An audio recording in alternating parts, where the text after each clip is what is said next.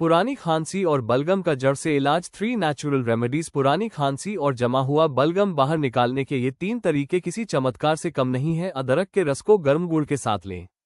ये छाती की जकड़न को तुरंत ढीला कर देता है। भुनी हुई हल्दी को शहद के साथ चाटें। ये गले के इन्फेक्शन और सूखी खांसी का काल है।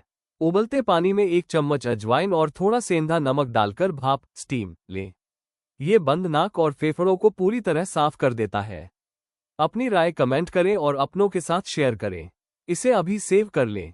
उपयोग करने से पहले अपने डॉक्टर से सलाह जरूर लें।